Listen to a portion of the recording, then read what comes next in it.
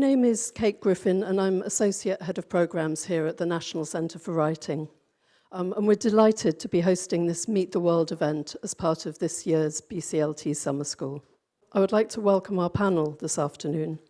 Anton He, Claire Richards, and Celine Jung, chaired by Paige Anya Morris. I'll introduce Paige, and she'll introduce the rest of the panel properly. Paige Anya Morris is an award-winning writer and translator from New Jersey who divides her time between the US and Korea. We're delighted that this month she's in Norwich, in residence in the Dragon Hall Cottage, which you might have seen out in the garden, with the generous support of LTI Korea, so thank you to them. During her residency, she's been working on her co-translation with Emily Ye-won of Han Kang's forthcoming We Do Not Part. And now I'll hand over to Paige.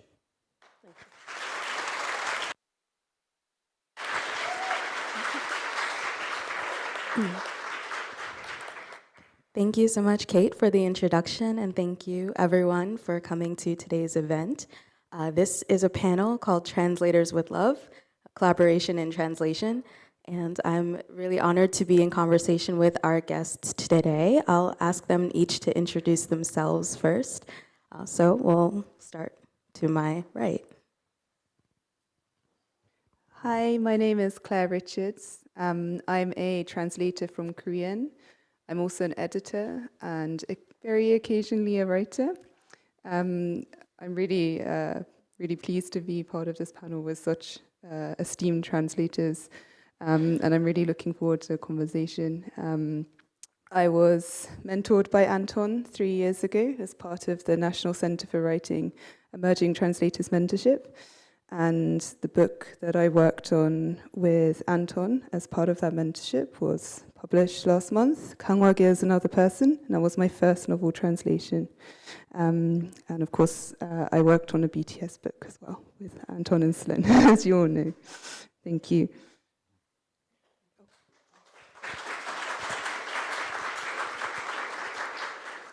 Hi, I'm Anton. For the benefit of the YouTube audience, I guess I have to introduce myself. I'm a translator as well. I've translated some books that I can't remember right now. I also write, and I have a book, a nonfiction book in Korean coming out this year at the end of the summer. And I have an English language novel coming out in the States next July. And yeah, I worked on the BTS book, Beyond the Story, together with these two divas. And it was a great honor and a thrill, and I'm very, very eager to be talking about it today.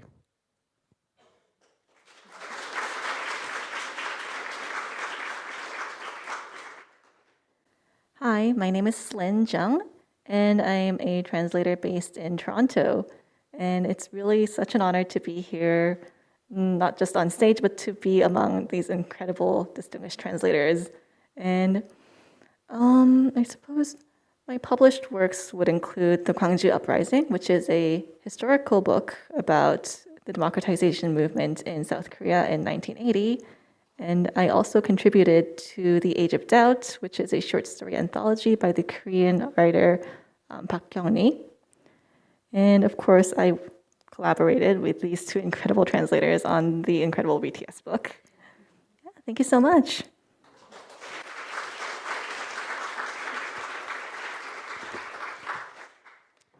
Okay, so again, it's a huge honor to be in conversation with these three translators, whom you all probably know as the co-translators of the best-selling book in the Anglosphere at the moment.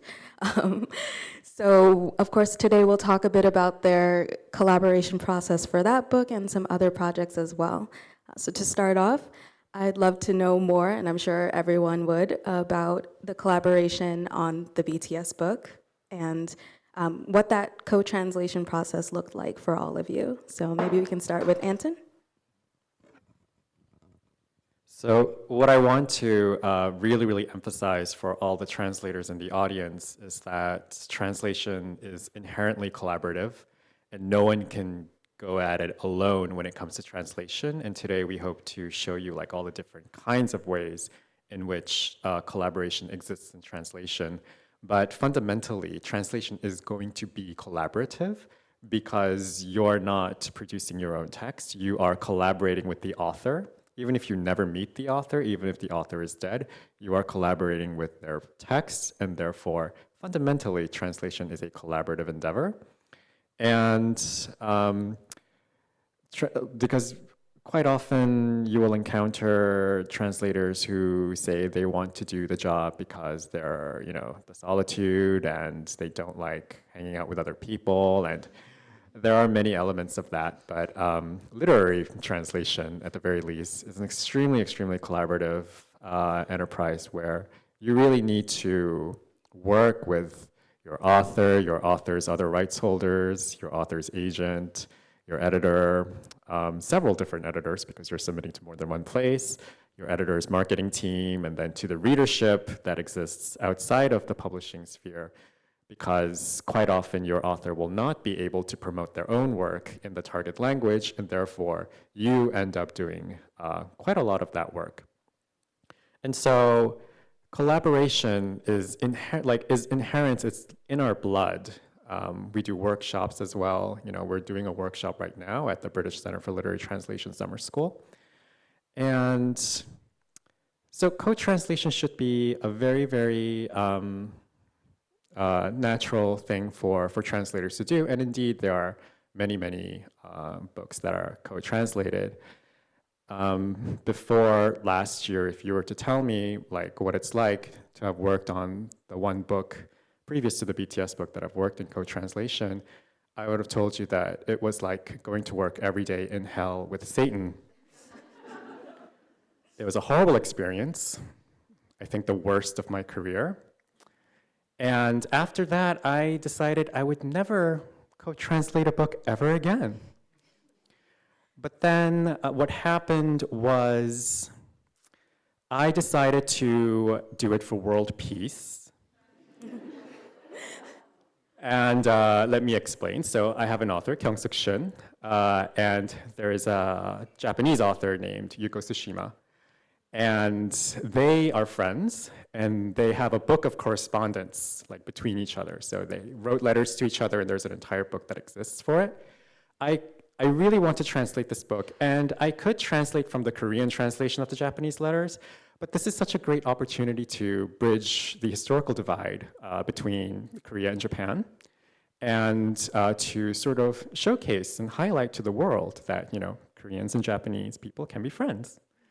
And so I was Yuko Tsushima's previous translator, Geraldine Harcourt, who translated, I think, 4 or 5 of Tsushima's books.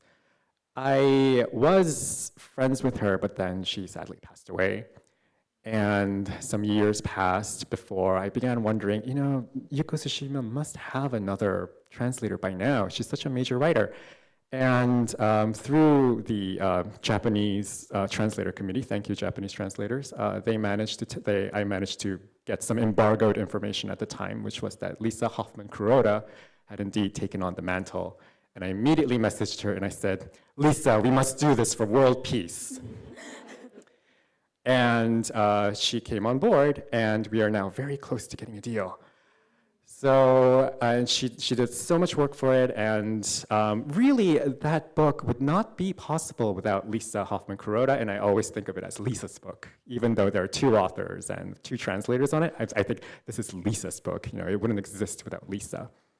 Similarly, this BTS book, this translation, would not exist without Claire and Slyn.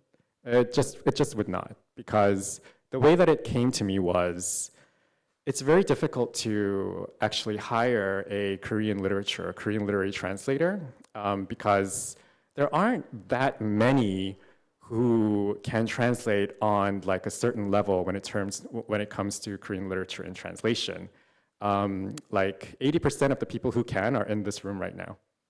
So if a bomb drops on Dragon Hall, Korean literature and translation is quite screwed. And I knew everyone, and I got this contract, and the terms were you have to translate the book in a month. the book has not been completely written yet. You have to sign NDAs, of course. You cannot tell anyone that you're working on this. Also, you have to drop everything that you're working on right now and work on this book. So I'm thinking, okay, what Korean literary translator who has the chops to do it? Who among them does not have a book, that they're not working on a book right now? Who among them can drop everything in the next month and also deliver, and also, this is very important, also not be flaky. There's so many flaky translators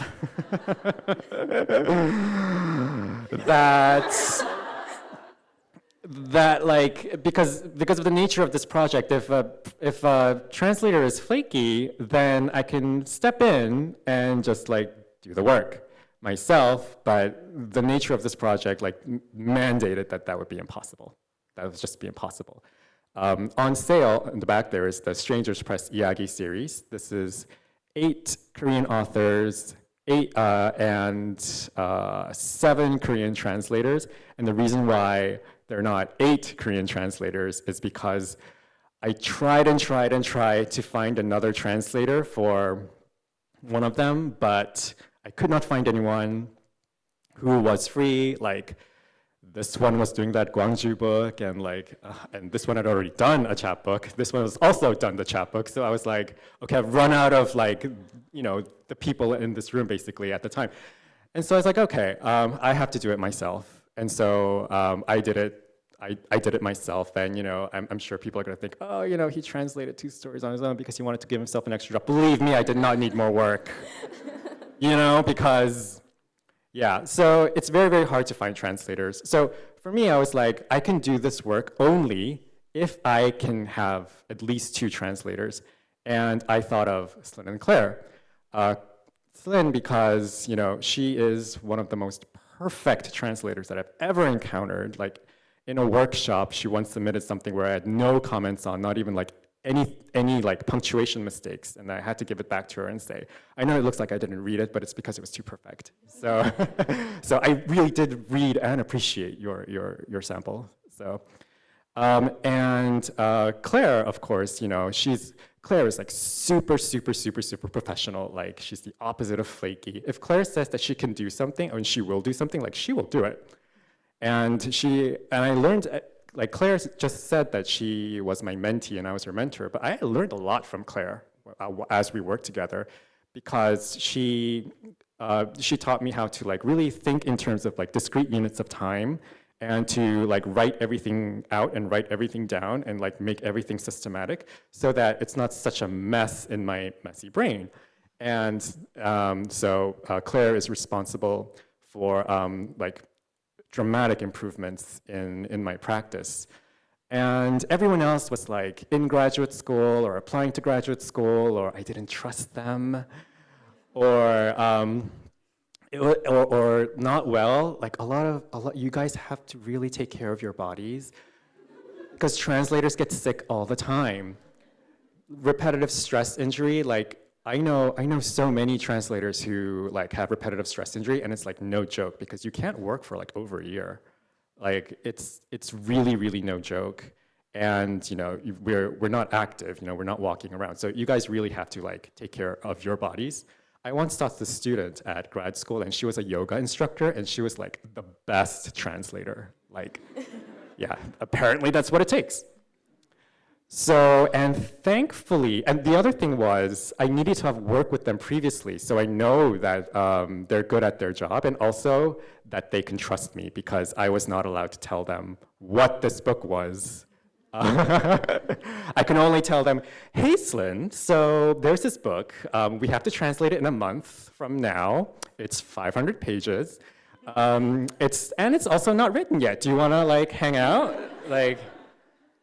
And Slyn was like, okay. And it was they both basically allowed me to push them off a cliff.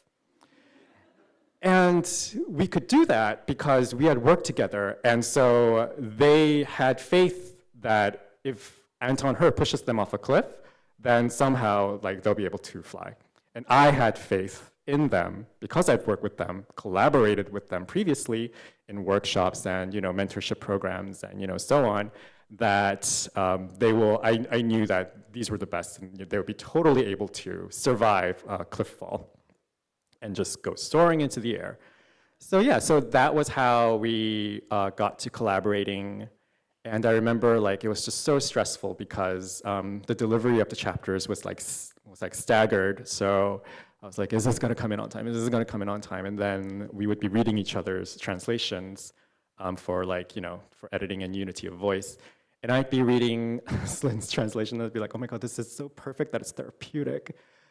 All the stress would be melting away as I would be reading Slin's and Claire's translations. I'd be like, this is the way that it should be done. It was so, yeah. So, and that would not be possible if we were just thrown together in a room. And that often happens with translated editions. And I think that's what happened with other language editions of this book, certain other editions. But yeah, we were ready. We were ready to just link arms and jump off the cliff together. And that's what we did. And here we are today.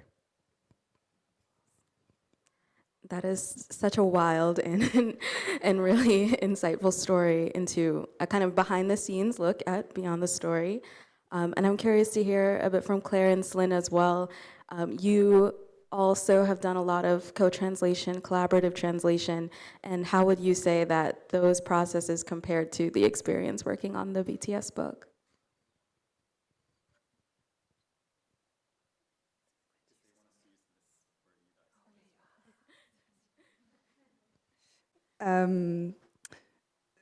So, I mean, Anton said a lot of the things that I was thinking in my mind, but exactly as Anton said, translation is inherently a collaborative process. If I think about, the work that I've published, even if it says translated by Claire Richards, it's not just translated by Claire Richards, it's translated by not only the people that looked at drafts of my manuscript, but all of the people that have given me feedback and all of the other translators that have given me feedback over the years. That is a product of that. And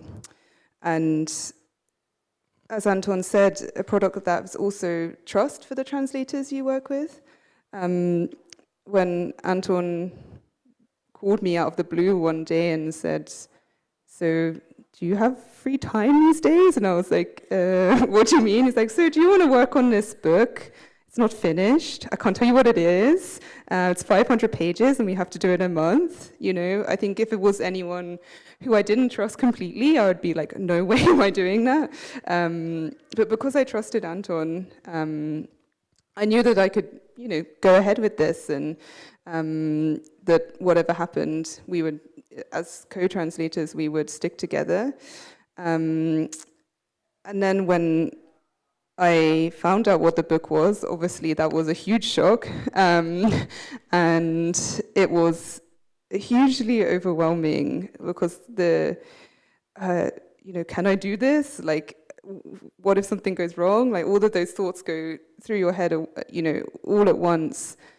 But I knew that if Anton had faith in me, then I could do that.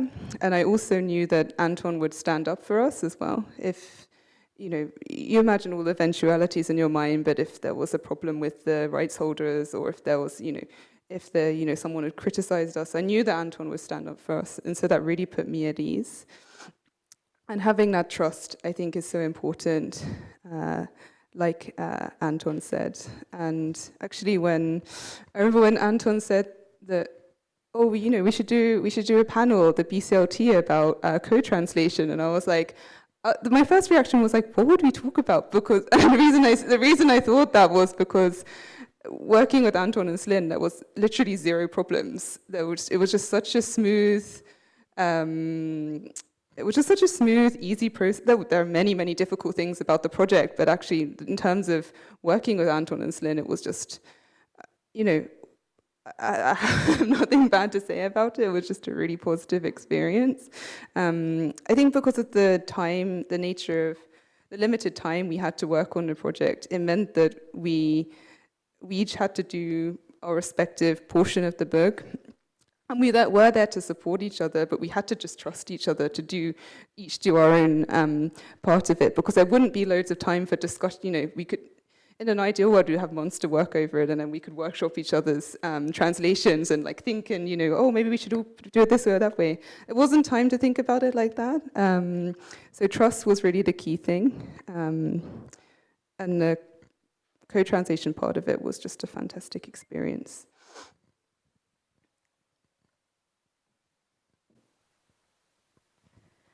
Well, really, Anton and Claire have said pretty much everything that I have wanted to say. But I guess to add to that, it was just this trust, it wasn't built up overnight. Anton and I have worked together we've been looking over each other's manuscripts for years. And although I had never met or worked with Claire before, I could trust her because Anton was vouching for her. And because we've had this years of trust built up, from diligent and really genuine and good work, I was just able to take the plunge and say, you know what, I don't know what this project is. Anton is not telling me anything, but I'm going to do this. He's not going to waste my time with something irrelevant or bad. We're really going to do this together, and I'm going to throw in my lot with him and with Claire, whom I have never met before.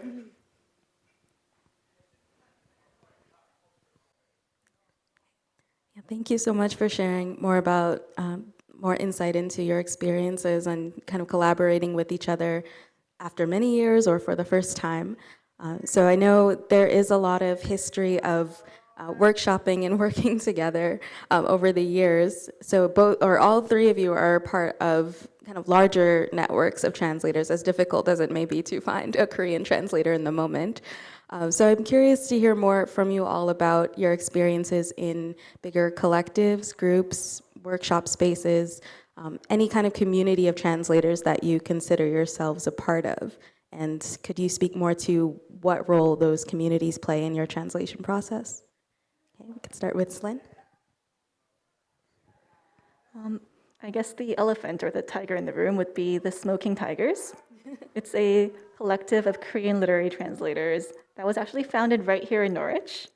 I believe it was 2017 that during the summer school, Anton and Sophie Bowman and Sung Ryu, some of our members were here, and they heard a talk by Starling Bureau, I believe, which really inspired them to say, you know what, maybe we should have one of these collectives for our language group. And the thing is, I feel that in the past few years, a lot of people have come to see us as sort of the Avengers of Korean literary translation, as if we are superheroes. And that's very, very flattering. It's also hilarious, but very flattering. And at the same time, that's not really the point of our community. When we first started the Smoking Tigers, we barely had any books published under our names. We were just a group of translators who really wanted to help one another, we're all just really passionate about literary translation, and we were just holding workshops and hanging out, going on trips together even, just because we liked each other. And so what I really want to emphasize is that we weren't founded to save the world of Korean literary translation. This is something that any group of translators can do. Yes, like any of you. It's not about prestige. It's not about being an elite circle of translators. It's about being there for one another, no matter what level of translation you feel that you are at, no matter where in your career you are. You learn from the people who came before you, and you learn from newer translators who are just getting started. And I think that's just been such a wonderful community for me personally as well, being part of the Smoking Tigers. As someone who was just starting out in translation when the community was founded, and now I've been published 3 times, and all throughout the way, I've had the support of so many people in our little community. And I think that's something that anybody can provide for another person. To get into more specifics, the Smoking Tigers doesn't have a regular workshop schedule or a format, but we do tend to keep to certain principles when we do our workshops, which is that we try not to nitpick, And when we give feedback, it's always we start with the positives. What I liked about your manuscript, what I think really stood out to me, really made an impression on me. And we talk about those things before we get to things that maybe we think could be improved. And this is usually done in large groups, but we also do individual manuscript exchanges between 2 or 3 people. And myself, Jusan, and Sung and I, the 3 of us, also have a little mini community where I don't think we told Anton, but since we've gotten to know one another's styles so well, we have a little mini community where we do irregular manuscript exchanges. And sometimes these aren't necessarily for publication. We do this to practice. For example, we challenge one another to manuscripts that we know that are going to focus on the weak point of the person we're challenging. So for example, I have a preference for contemporary male Korean writers.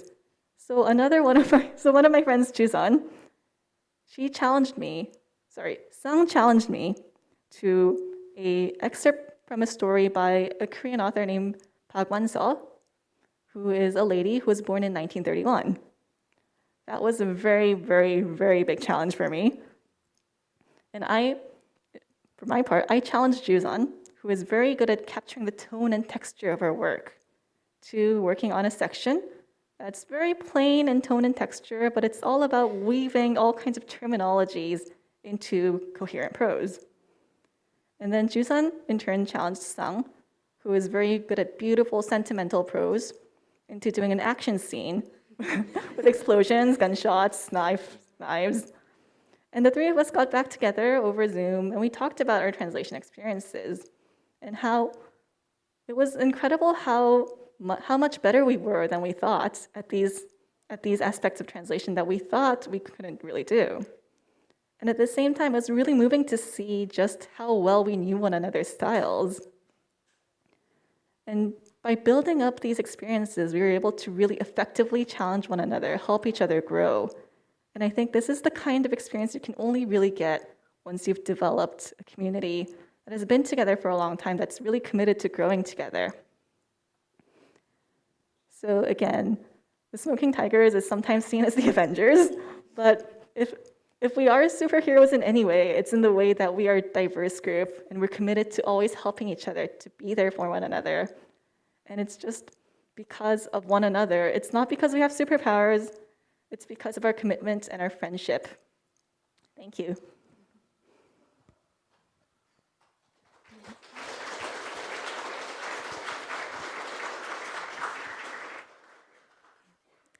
That's really wonderful to hear. I know the Smoking Tigers are an inspirational collective to Korean translators and probably many other language translators as well. And I know for a lot of emerging translators, myself included, it can be really hard to kind of take that step, like Slyn said, and kind of start those communities and find those groups, especially if you're translating from a language that's not as popularly translated, or if you're an underrepresented translator yourself. So I'm curious about how you managed to kind of overcome or take that first step and find those communities, as well as maybe the role of mentors. And you were talking earlier about mentorship and that dynamic. It's not just one person teaching another, but it's learning from each other, the way that a collective works. So I'm curious to hear more about what role mentorship, either giving mentorship or receiving it from others, has played in your translation careers. And maybe we can start with Claire. Yes, so as I mentioned, I was mentored by Anton as part of the Emerging Translators Mentorship 3 years ago. And I don't want to embarrass Anton, but that was the biggest turning point in my career. There was so many people that have helped me in my journey to become a literary translator, but Anton is the biggest figure within that, and I know Anton has helped so many other literary translators and will continue to help so many other literary translators and is always so generous with his advice and his time.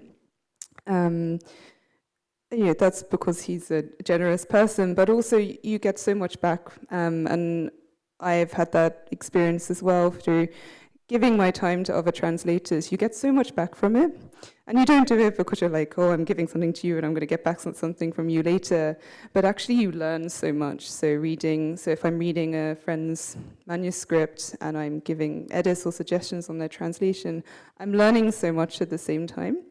And just naturally from that, you build friendships that way as well. And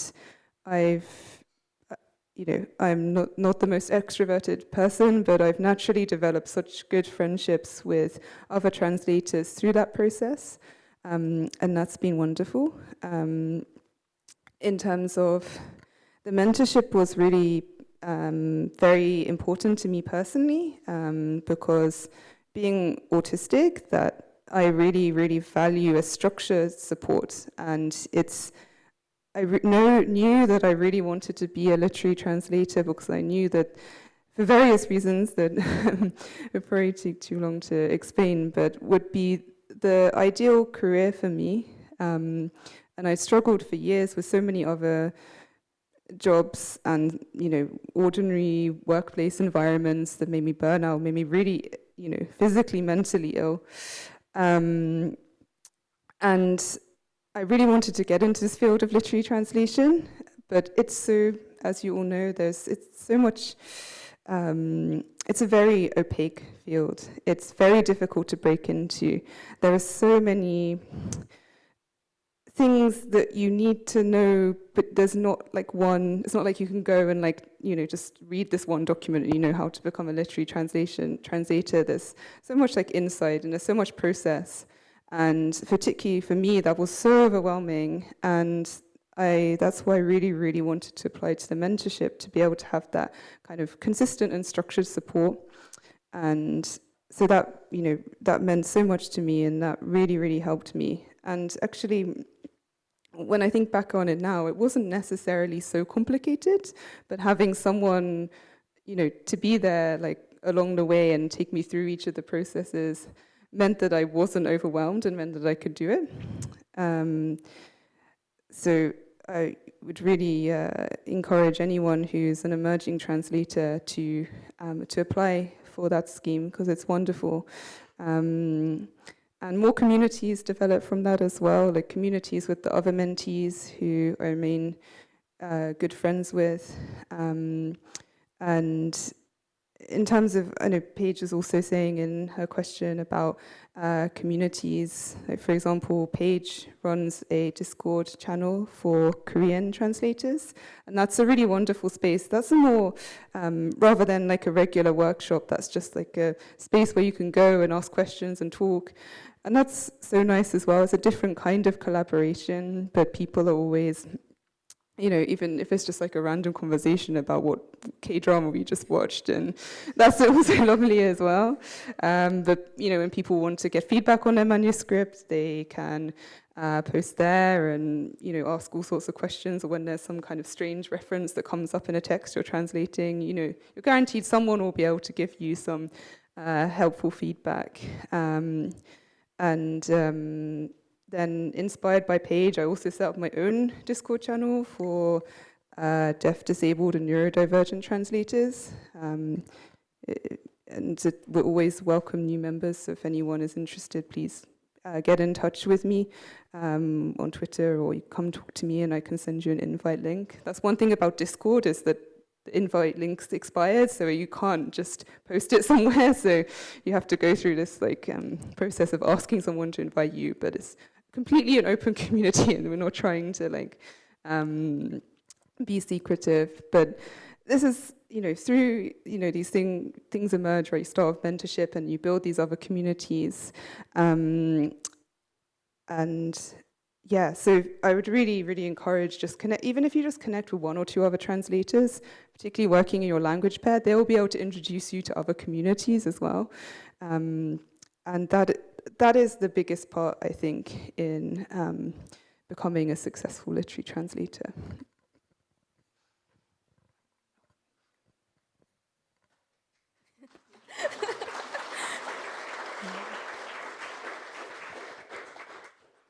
Thank you so much, Claire, for that answer, and also, right, for mentioning online spaces as being really huge, I think, for emerging translators these days. Same here, if anyone is interested in my Discord server, Claire's Discord server, come chat with us after. This sounds very Gen Z as I'm saying it. But yes, in addition to the online communities, I'm curious if any of our panelists today have other resources they would recommend or places to point for translators who are interested in maybe seeking out mentorship, seeking out collectives, workshop spaces, seeking out co-translation opportunities. Yeah, any resources you'd like to mention? So I asked Paige to ask this question because I assumed by the time she asked it, I would have those resources set up on a page. Things have been happening, so I'm very sorry that I don't have a list of resources for that. But I just want to echo what Slyn and Claire have been saying, especially because I run the Smoking Tigers website, and we get a lot of inquiries from emerging translators, and I just like, we're just a website with friends. We're really not a big deal. It's just that we happen to start together at the same time that we are. So for me, I really want to encourage all of you sitting here and the people also watching who are translators to like create translator communities of their own. Like it could be language specific, like Paige is doing, or it could be around a certain theme, like deaf, disabled, neurodivergent, which was what Claire is doing.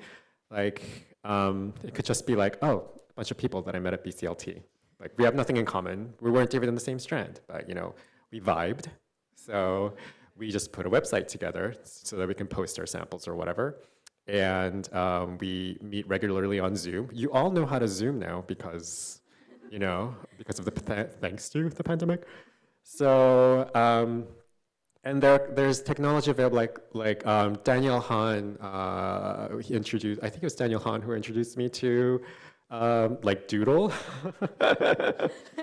because I'm actually in more than one collective. I'm in a collective called Bitna, and in Bitna, Claire and I are in Bitna, and in Bitna, we met at BCLT 2020, the first online BCLT summer school. And we were like, oh, let's just keep meeting. And so we would like meet every month, like during the pandemic.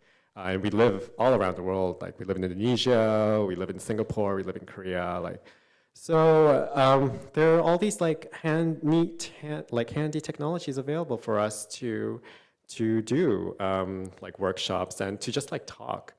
Oh, I do have the workshop resource up. I forgot.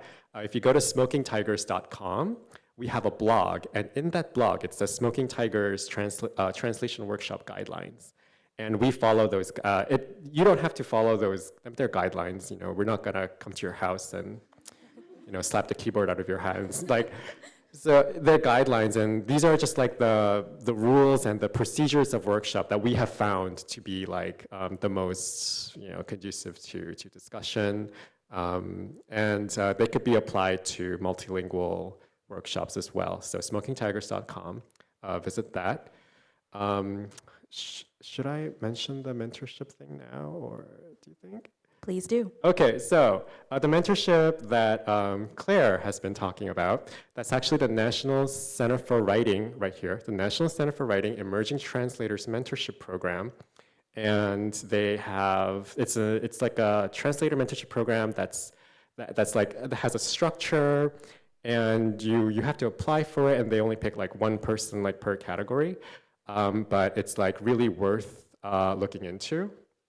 And we have a bit of an announcement to make, because after 3 years, I am finally stepping down from the post of Korean Literary Translator Mentor to make room for the next mentor, who is Claire Richards.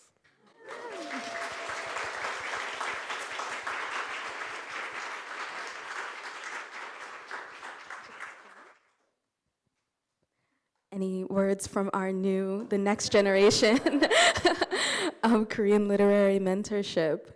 Claire? as I was saying earlier, when Anton asked me to do the book, I was like, I'm not sure if I can do this. And then I thought to myself, if Anton has faith in me, then I can do this. It was similar when Anton asked if I would consider being a mentor. Again, I was like, I'm not sure if I can do this. But actually, when I thought about it, Anton has faith in me, and also it's something I would love to do. And also there will be, as part of anyone who applies, the mentee will also have some support as well, directly from Anton, so don't worry, you won't be missing out. You'll still have his wealth of knowledge and expertise. Thank you so much. So many exciting announcements, opportunities. Again, everyone is encouraged. This is not an advertisement or a plug, but check out Smoking Tiger's website and also keep an eye on the mentorship scheme from the National Center for Writing in the future. And as well as the Iyagi series that was mentioned at the top, there are books available for sale in the back. And that was another kind of collaboration in translation that took place. So there are lots of ways to collaborate, see how collaboration has been done, and get involved yourself. And yeah, I think that was really insightful and great to hear from all three of you about your experiences. We're going to take a short break just for people to use the, not restroom, loo, to use the loo, to stretch a bit, to check out the book stand in the back. And then when we return in about 3 to 4 minutes, by 3 p.m., we'll open it up to audience questions. So also take some time to think of what you might want to ask our panelists. Thank you. Hi. I was interested to hear about the more practical details of how you work together. I understood from what you said that you worked on sections, each did a section separately. And I wondered if you decided from the outset how you were going to work together or how you were going to deal with the coherence of the text as a whole. Was it something that you were in constant contact about, or did you decide to just do your first draft and then address issues of consistency at the end? That's also connected to just the fact that how long that we've worked together, and because I kind of had an idea of what it would sound like what Slyn would sound like and what Claire would sound like, and they had an idea of what I would sound like. So the way that we did it in a very technical manner is we have a month to translate. I cannot overemphasize how absurd and that schedule is in our industry. Like, a book takes at least 1.5 years to come out after submission of first draft. So it takes basically 2 years from a book from translation to publication. For us, it took 4 months. And the absurdity of the situation made all of our normal practices completely moot. Like, I basically had to become a translation dictator and be like, this is what, I had to be the Park Jung-hee of translation. I'm like, this is what we're gonna do. And the rights holder also had like some guidelines that we were supposed to follow. Some of the guidelines were they were like, please use politically correct language. And I'm like, I am so woke. How is this? So we had some guidelines like that, but for the most part, because of the little time that we had, and mostly because of the way that the manuscript was delivered to us, which is in chunks, I could not have one translator translating and then like the rest just spinning their wheels. We had to divide that chunk into 3, divide the next chunk into 3, and then divide the next chunk. Well, the last chunk was just me. So basically, it's like the way that we did it was by chapter, and it was like Anton, Slyn, Claire, Anton, or something like that. Yeah, and for consistency, that was basically my job. I had to read over everyone else's, and also Slyn read over my chapters as well, very, very generously. And I don't know, she's just very efficient than us, and she was just done. um, so yeah, so there were those things that we did for consistency as much, but it was also like the thing about translation. My belief in translation is that if the author's voice is strong enough, then it will shine through different translators. Like I don't know how different. Like my author, Kyung-Suk Shin, she's my author now, but she had 3 different translators before me. Like I don't know how different she is across her 4 translators. There's variation, of course, but I don't think it's that dramatic. I think we all 4 of us trusted our author very much, and we trusted our ghostwriter, but mostly the voice of BTS, like the direct quotes that we tried to be as conservative as possible. And I think just like having this mandate that we were going to do it as conservatively as possible, especially for the BTS direct quotes, helped in it being consistent.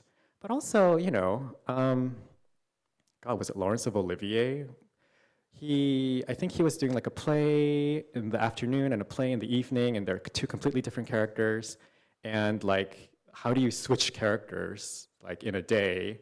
And I think he was like in the walk from one venue to the other, he let the walking do the work or something. And I think it's the same for readers. Like, it's not like mid-quote from Anton, suddenly Slin appears. And like, that's not the way that it's structured. Like, because there's a clear chapter ending, the readers are like, okay, next thing. And then they're already resetting in their minds. So I feel like readers, they learn how to read the book. Like whatever book that we're translating, they learn how to read it. So I think that also helped a lot. And also just the fact that, BTS fans have been like really generous and very, very, they're just so excited for the book. And so I think they've been just very generous and forgiving of whatever, translation flaws that there are. So we're very, very grateful to them.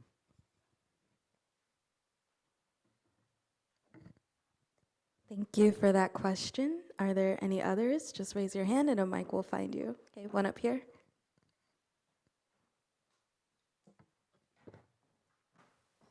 Thank you. Thank you. I have a question that's both sort of quite timely, I feel, but also it relates directly to that insane schedule and the time pressure you were put under. Were any of you ever tempted to try using MT or AI tools at all? No. I think actually Anton might have something to say about this, because I know Anton, because it's always a big encouragement, because Anton's always regularly talking out on social media about all the reasons why AI are never going to be able to take over literary translators' work. And yeah, maybe Anton will say something there. I mean, from the research that I've done, if you look at machine learning models, the important thing is that you need high quality data, like properly labeled data. Where are you going to get that data from? There aren't, like, again, 80% of the Korean literary translators of that caliber are in this room. Like, are they going to like somehow clone 1,000 Slin Jungs and have her sitting in front of computers, like labeling this is good data, this is bad data? Like, that's not going to happen, and that's not something that. So, like, I feel like machine translation is really, really overrated. But more than that, it was because like we signed NDAs and we cannot give our clients text to these like free machine translation, like, or even paid machine translation software. Like, that would be a huge breach of contract, and I have a very expensive law degree, and yeah, I'm not gonna fall into that trap.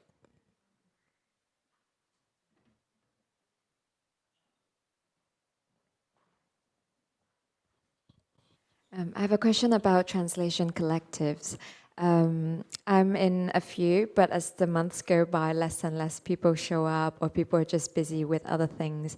And you said in your collective you met every month during the pandemic. I'm just wondering, what's your advice to keep the conversation alive and keep everyone still passionate about it?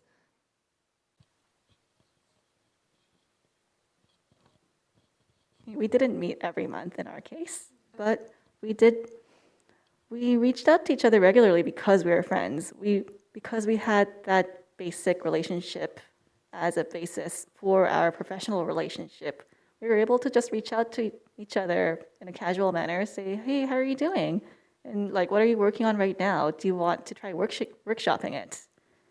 And that kind of just casual interaction, even just reaching out to say hi, and has nothing to do with actual translation, that is really helpful for just building that foundation, that structure that enables further workshopping without this relationship being dropped into nothingness because you have not really done anything for a while.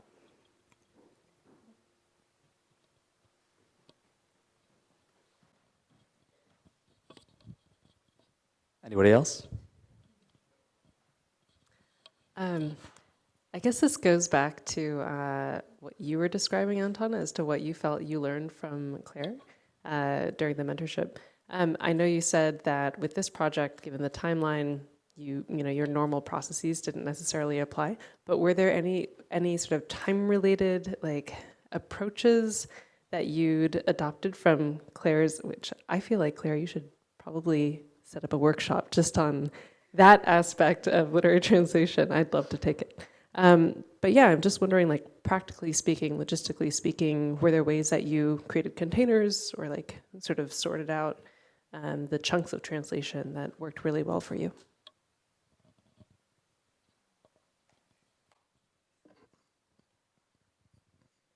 Yeah. So this was required me to work a lot more than I would usually work in a day. So probably doing about double the translation that I'd usually do in any one day. Usually I would, my daily schedules are very similar each day, very repetitive. I will translate for 3 hours in the morning, usually about 5 or 6 pages. In the afternoon, I'll do my editing work. The first part of that schedule is always editing what I did the previous day, and then and checking it against the source. And then I will be doing other editing work or whatever else I need to do. For the BTS book, just doing the same thing, but working much longer hours, and have the only way that we could, at least in my case, that I could get this done is by sticking to that schedule every day, and doing 10 pages of translation every day, and it's very exhausting. I don't think that is definitely not a sustainable work pattern. There are times in your life where you have to work more intensely, but for me, sticking to a schedule is no problem because that's how I love routine. I love to do, to have specific goals each day and complete them. Yeah. The major thing that I learned from Claire is to work backwards. Like if you have a objective, then you should have an action plan that follows that objective instead of just like vaguely stumbling about. And I'm just a very messy person, so I'm just like always vaguely stumbling about. But like Claire, Claire was my first mentee for the NCW, and I can't, introduce chaos, infect her with my chaos. So I had to figure out, so in the process of mentoring someone, and this is the way she actually works too, but also in the process of mentoring someone, it kind of like forces you to be more organized. There's this academic that I know, and she has a 3-year-old baby, and then she got like this tenure track job in Princeton. And I was like, how did you do that? And then she goes, well, when you have a child, you kind of focus more. And I'm like, that is one time management method that I'm not going to try.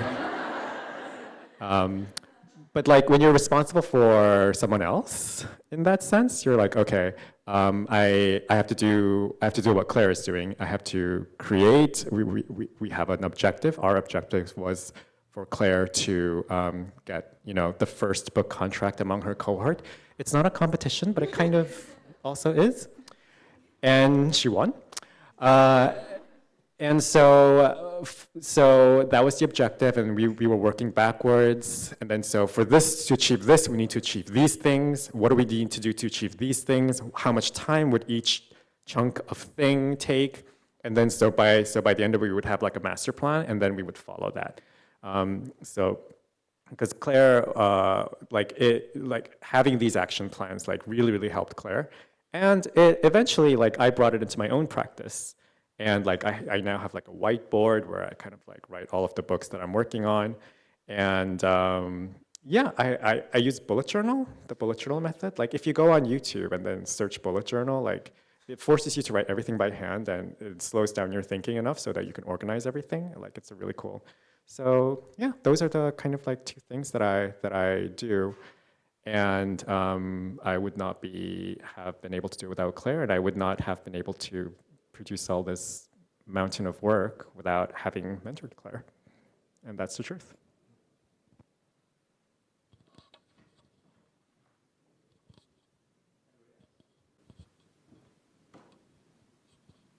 Thank you all so much for talking about all of the process of this. Claire, you had mentioned the word sustainable, which leads me to the thought of a sustainable career, particularly as I think literary translation is often looked at as it's a passion project, so you'll do it for as little monetary compensation as possible, right? So I'm wondering if you could talk, particularly as this is a book about an internationally famous band coming out of a major publisher, how you sustain yourselves in the economic sense. Well, I asked Sloan and Claire how much were they willing to do it for, and then I went to Flatiron, and then I asked for twice what they asked for, and then we got it.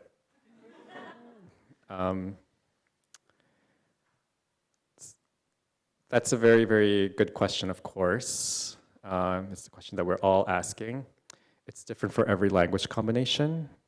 There is a lot of freelance translation work for Korean and English translators. Not in literature, there's very little, but there's a lot of freelance translation work. So most translators kind of do both.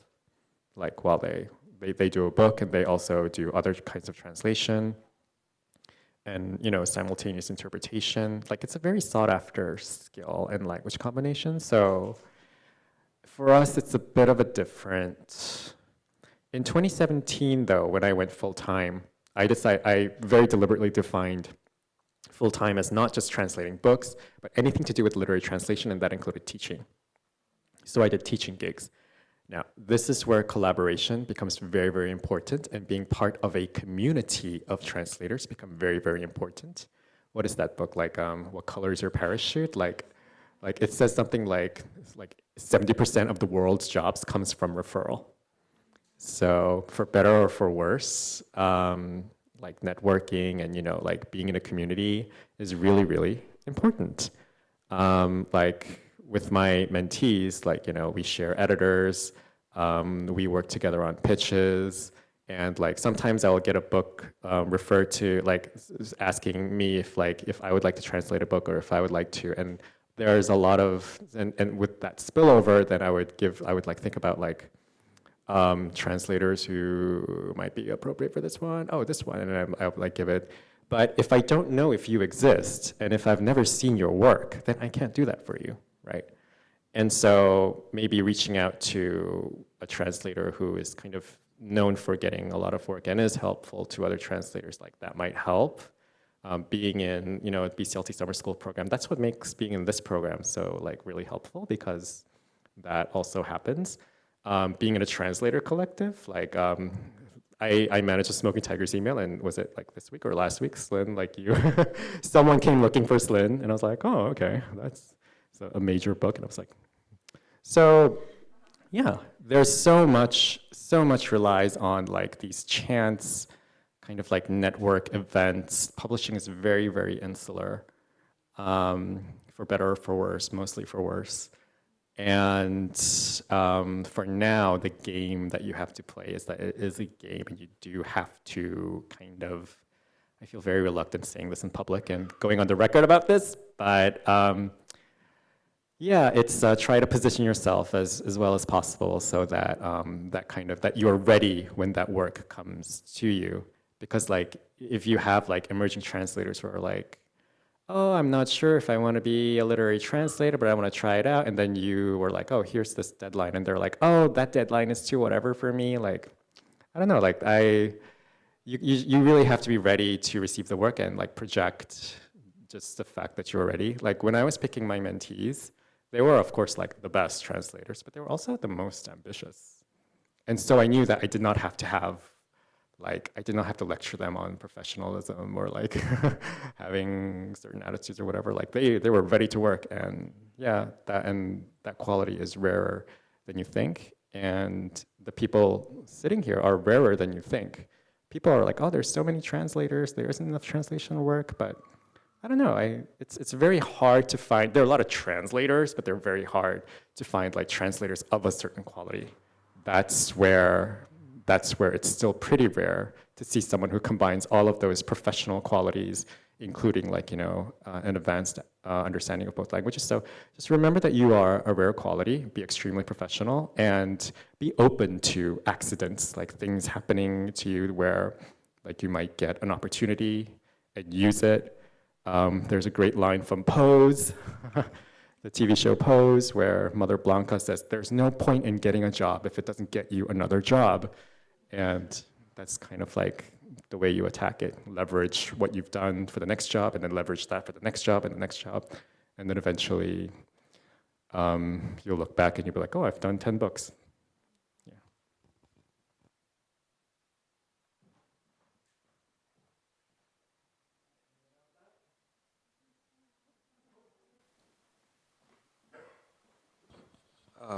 In the context of collaborative translation, and when you workshop and time to time and develop the translation, do you think you sometimes assume role of an editor in some place, and do you think you take away the burden of them in a huge,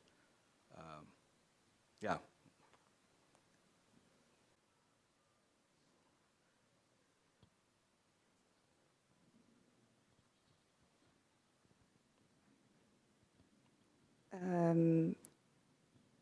I think it depends on the setting. I think in a workshop setting, as Anton said, avoiding nitpicking is important. I think when you're workshopping, you want to be having discussions about certain things.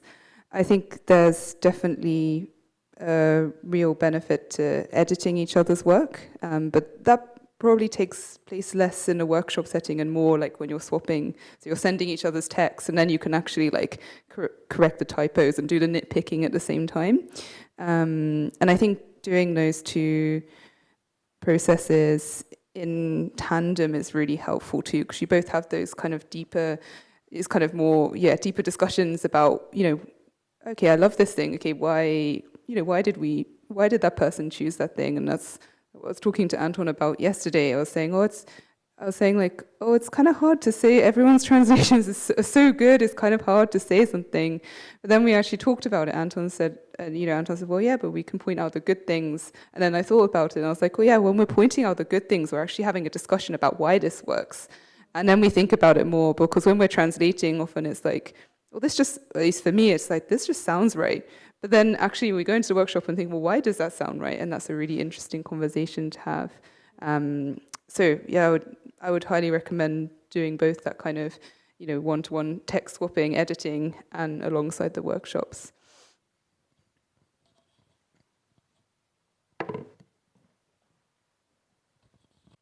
All right. Thank you so much again, everyone, for your attention and your questions. Oh, I'm so sorry, but I promised Paige that I would publicly embarrass her. See, I thought he would forget about this. I don't know what this is. I'm terrified. The three of us got a little present for you. And it's a little Confucian scholar. Because Claire will be, Paige will be starting, not Claire, Paige will be starting at Sungkyunkwan Kwan University on her PhD program this fall, and it's a Confucian institution, so I thought, yeah.